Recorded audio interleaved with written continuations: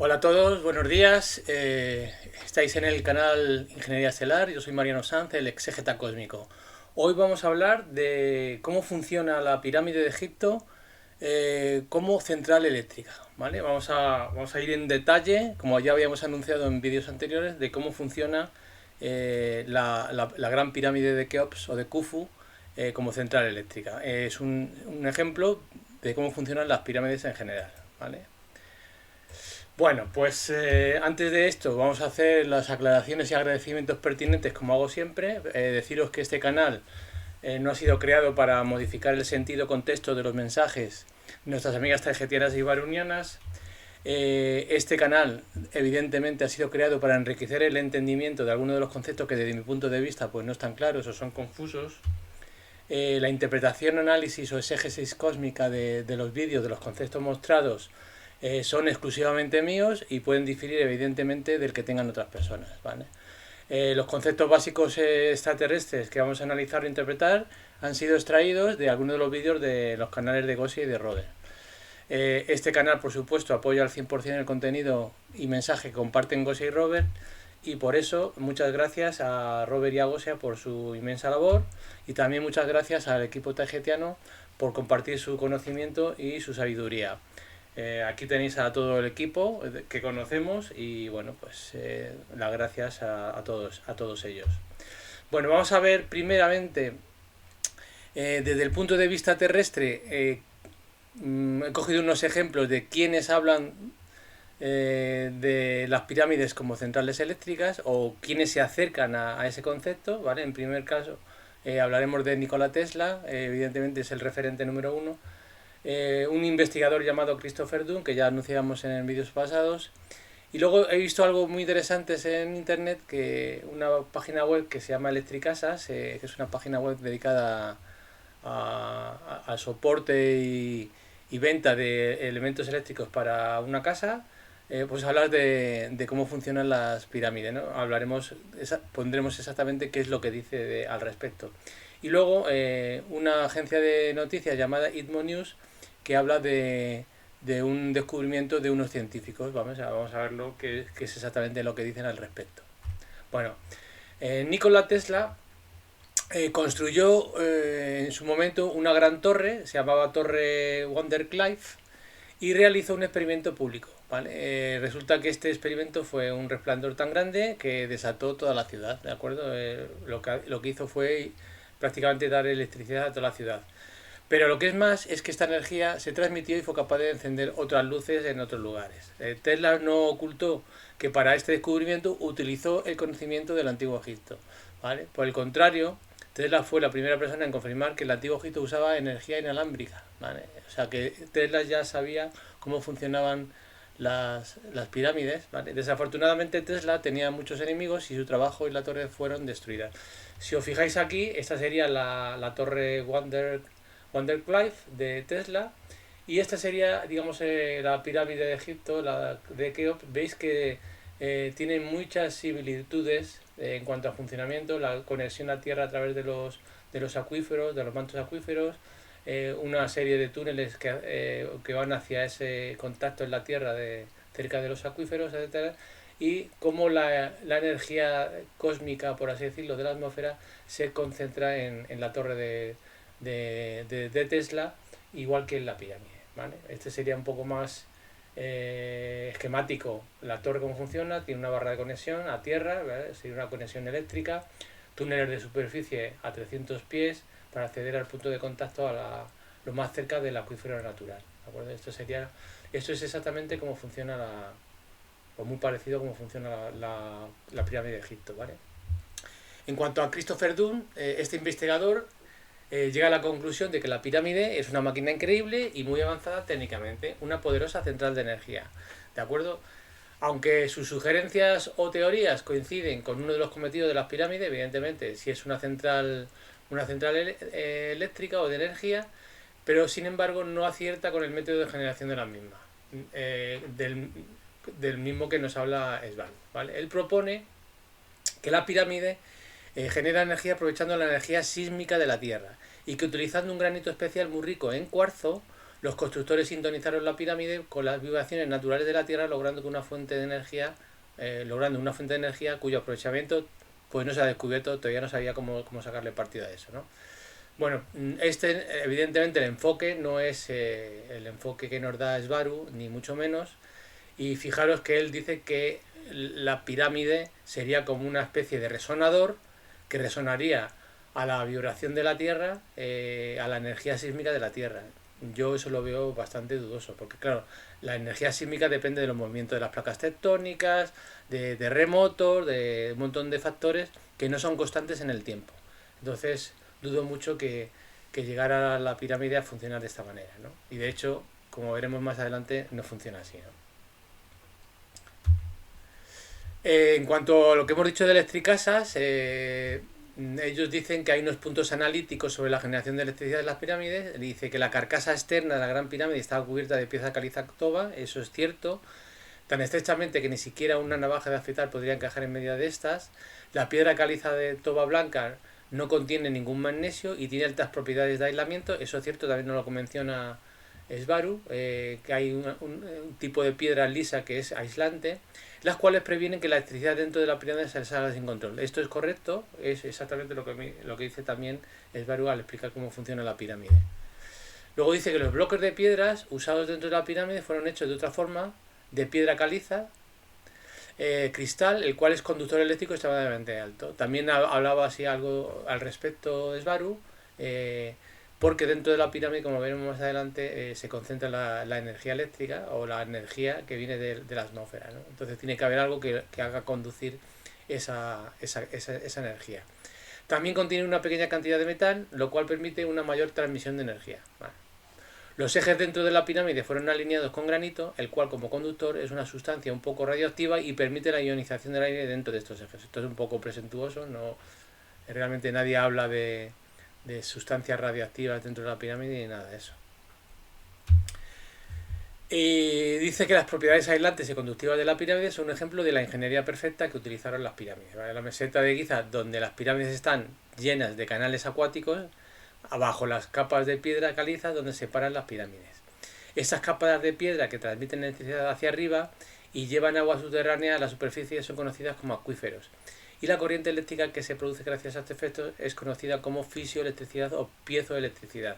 Bueno, aquí lo que quiere decir realmente es que no es que la electricidad vaya desde los acuíferos hacia arriba, sino simplemente los acuíferos forman parte de la toma de tierra que necesita la pirámide para poder cerrar el circuito eléctrico, ¿de acuerdo? Y por último dice que el campo electromagnético que se forma en el fondo de la pirámide está metido de forma concentrada hacia las capas superiores de la pirámide, lo cual trabajaría en perfecta geometría con la pieza de oro que culminaba la pirámide, la cual ya no existe hoy. A mí esta descripción efectivamente de cómo el campo magnético se traslada a través de la pirámide pues no me cuadra en absoluto. ¿Vale? No creo que esto funcione ni siquiera así. Por último, según las noticias de ITMO News, que estas fueron dadas el 30 de julio de 2018, dice que científicos rusos descubrieron que en condiciones de resonancia la pirámide puede conectar energía electromagnética, tanto en sus cámaras internas como en el área ubicado debajo de su base. El grupo de investigadores planea aplicar estos hallazgos para diseñar nanopartículas capaces de producir efectos similares en el rango óptico. Tales nanopartículas pueden usarse para desarrollar sensores y células solares altamente eficientes. El estudio fue publicado en el Journal Applied Physics, en esa página web que os pongo aquí, ¿vale? Por si queréis echar algún vistazo vosotros. Pero vamos, sí que también aquí aciertan en que la pirámide puede convertirse en una central de energía, pero la forma o el método en el que esa pirámide se convierte en esa central de energía para mí no es la correcta. ¿Vale? Bueno, pasamos ahora a ver cómo funciona la pirámide de Egipto o las pirámides de Egipto según la versión de nuestra amiga Svaru, ¿de acuerdo? Entonces vamos a ver primero los principios de funcionamiento, que era el piramidión exactamente, o lo que se ha llamado piramidión en la Tierra, cuál es el colector de la energía en la cámara de la reina, cuadro de control en la cámara del rey, el rayo continuo, aunque ya hablaremos al principio, mantos, la importancia de los mantos acuíferos y tierra potencializada y también las líneas ley, ¿de acuerdo? Funcionamiento en la actualidad, cómo es el funcionamiento ahora mismo de la pirámide, ciertas referencias y la frase del día, ¿vale?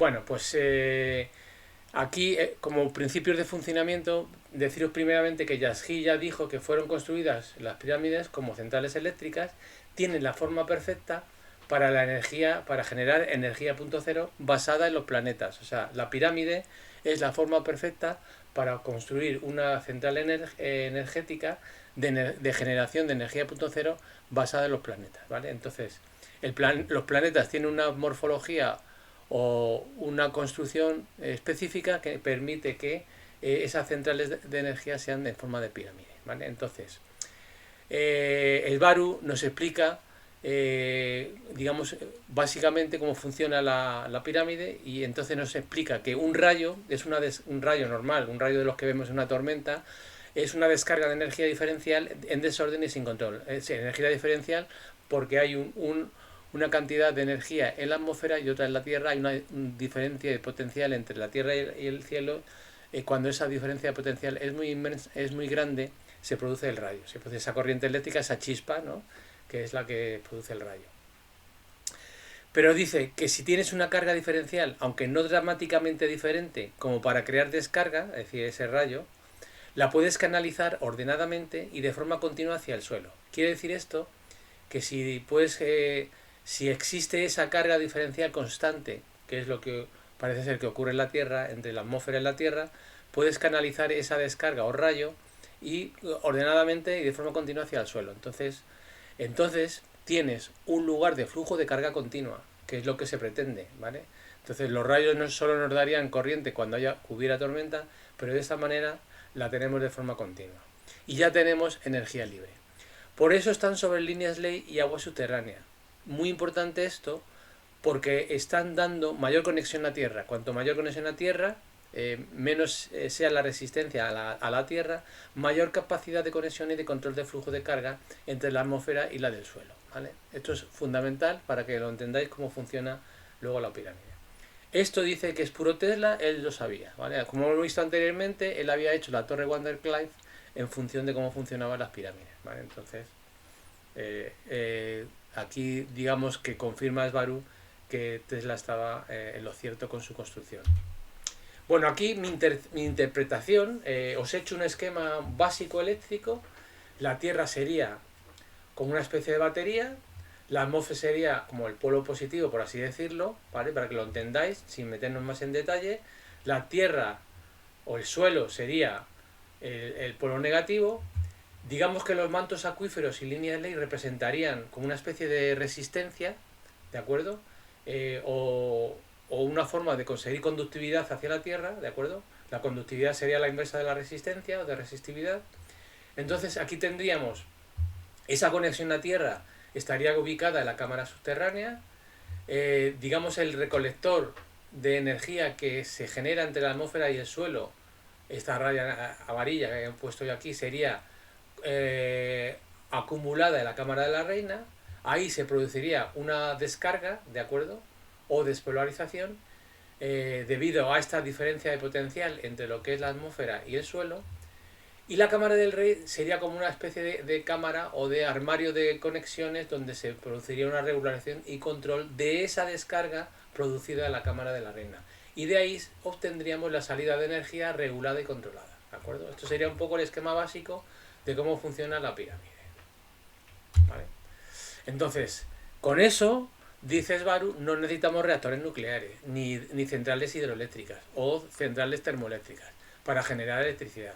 Solo necesitamos una que otra pirámide. Es limpia, genera más energía que 50 nucleoeléctricas, es decir, 50 centrales nucleares eléctricas, y además tienen otras funciones. Necesitan poco mantenimiento, no generan nada, solo concentra el diferencial de cargas entre el cielo y la Tierra. Es el planeta mismo quien crea la energía, ¿vale? Por eso pintábamos en la interpretación como la Tierra como si fuera una batería, ¿vale? Entre el cielo y la Tierra ocurre un cambio de polaridad según las circunstancias atmosféricas. Es decir, no siempre, por ejemplo, la atmósfera es positivo y el suelo es negativo. Puede ser que debido a ciertas circunstancias atmosféricas esa polaridad puede cambiar, ¿vale? Entonces la pirámide tiene que estar preparada para asumir ese cambio de polaridad. Eso no implica ningún problema, porque la pirámide solo invierte electrónicamente las cargas con sus aparatos internos, las que estaban en la cámara del Rey que ya no están. La energía viene de un rayo continuo y controlado y con voltaje regulado y por lo tanto útil, ¿vale? Este sería el esquema de funcionamiento de una central nuclear que ya hemos visto en los vídeos últimos de Robert y Gosia, que las centrales nucleares no tienen el propósito que nos han contado, ¿vale? La central hidroeléctrica sería esta, aprovecharían la energía potencial del embalse, que hay en el embalse, abrirían compuertas para generar un canal por donde correría el agua, activaría una turbina y la turbina es un generador eléctrico y de ahí tendríamos la tensión de red, ¿vale? Bueno, pues devuelto otra vez al esquema, en vez de una batería, aquí lo que tendríamos sería realmente un generador natural de planeta, un generador, digamos, de alterna. ¿Por qué? Porque los potenciales entre la atmósfera y la toma de tierra o el suelo pueden cambiar. Una vez puede ser positivo arriba, otra vez es negativo, etcétera. Entonces, la representación correcta sería esta, la de un generador de alterna, ¿vale? Entonces, es el planeta mismo quien crea la energía, como ha dicho Svaru. Entre el cielo y la Tierra ocurre un cambio de polaridad según las circunstancias atmosféricas, por eso esto puede ser una alternancia, ¿de acuerdo? Y no implica que esto sea un problema porque la propia Cámara del Rey ya está controlando para invertir la polaridad en el caso de que esto ocurra, ¿de acuerdo? Pues este sería el esquema eléctrico o yo interpreto el esquema eléctrico de la pirámide como esto, ¿de acuerdo? Cuanto mayor sea o menor sea la resistencia que tengamos aquí, mayor será la energía que podamos producir y de mejor calidad, ¿de acuerdo? Esa conductividad o mayor conductividad o menor resistividad depende de los mantos acuíferos, evidentemente, y de las líneas ley, básicamente, ¿vale? Esa conexión a los mantos acuíferos y líneas ley estaría aproximadamente en la cámara subterránea de la pirámide, ¿de acuerdo? Por eso las he pintado aquí con un cuadro rojo para identificar dichas cámaras, las más importantes dentro de la pirámide.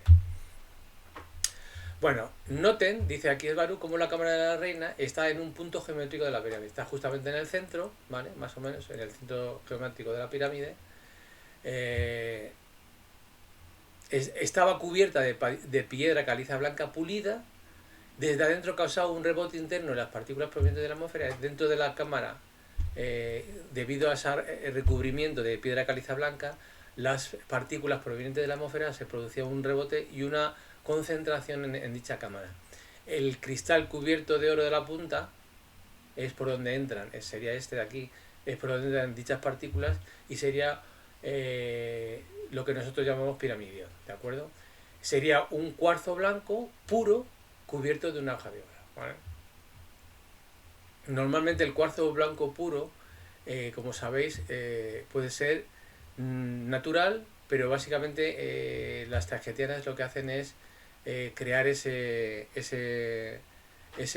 material de cuarzo blanco puro, pero a través de las máquinas de fabricación que tienen ellas de energía materia, ¿de acuerdo?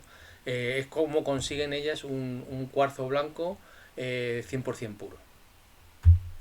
Bueno, ¿cómo interpreto yo esto? Las partículas eléctricas provenientes de la atmósfera, que son digamos, estas raditas azules, estas flechitas azules, se concentran en la punta de la pirámide, como veis aquí. Esa concentración provoca que se produzcan un rebote interno en las partículas provenientes de la atmósfera en la cámara de la reina y se concentra ahí toda la energía, ¿de acuerdo? Este piramidión está formado, como hemos dicho antes, por cuarzo puro, prácticamente 100% puro, cubierto de una capa de oro, ¿vale?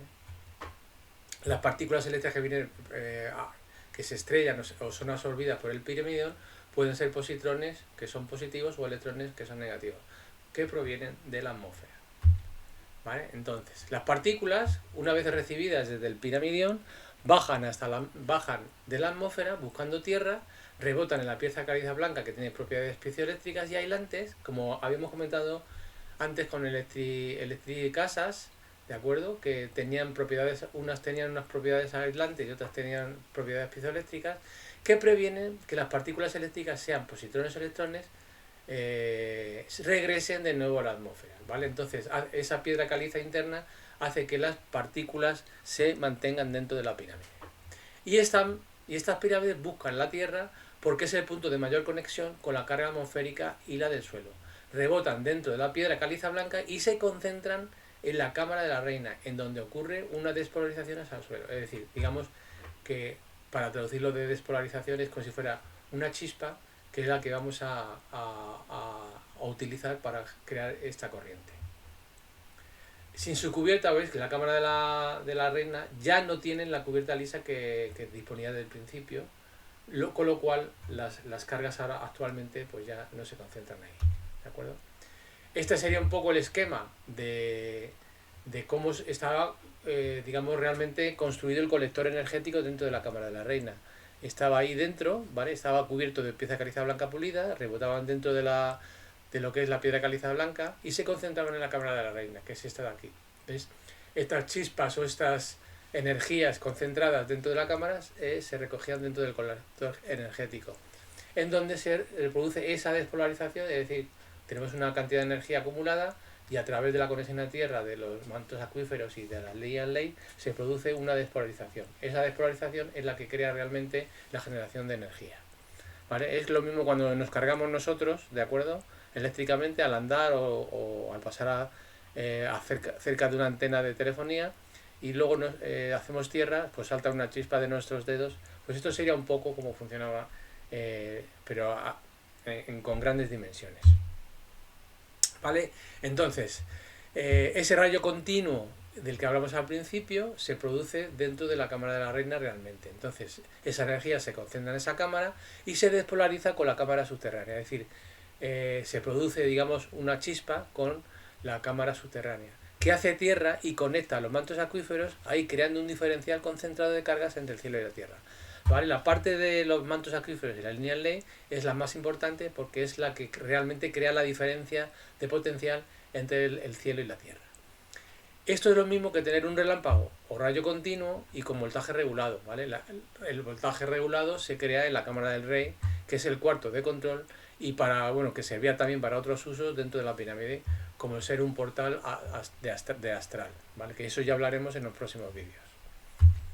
Bueno, pues este sería un poco el esquema de la pirámide, a grosso modo, de acuerdo cómo funciona, ¿no? La punta es lo que en la Tierra se llama piramidio, como hemos dicho antes.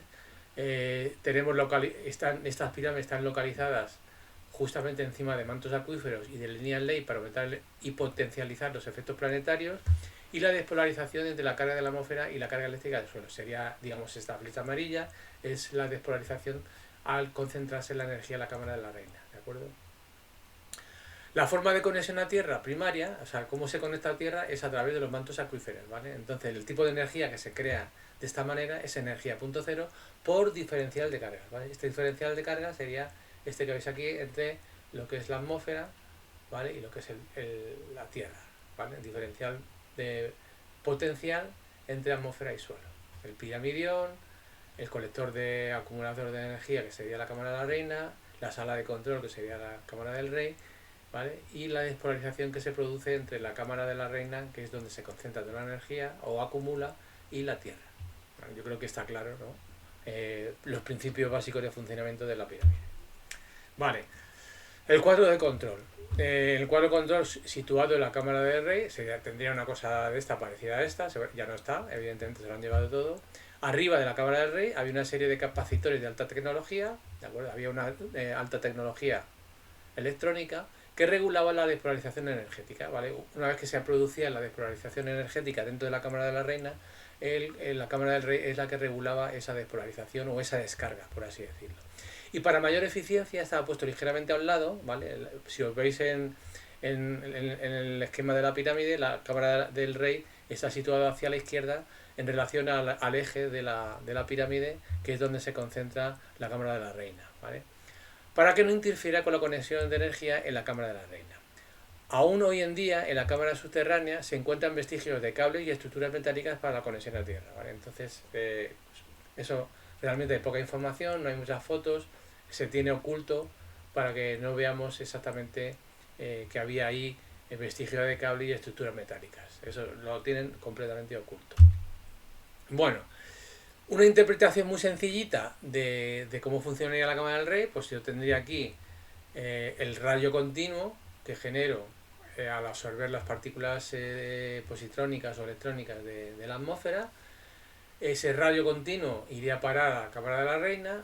En la cámara de la reina se produciría la despolarización y en la cámara del rey se produciría el control. Pues he puesto aquí este control, este potenciómetro, para poder regular la salida o la despolarización creada en la cámara de la reina. Esa salida sería la que se conecta a los enchufes, por así decirlo, una forma muy básica de verlo, y del enchufe conectaríamos, por ejemplo, las conexiones eléctricas que hay en los DUMs debajo de la esfinge, ¿vale? Acordaros que hablábamos de los DUM que había debajo de la esfinge, pues la corriente eléctrica se cogería exactamente de la cámara del rey ya regulada y controlada.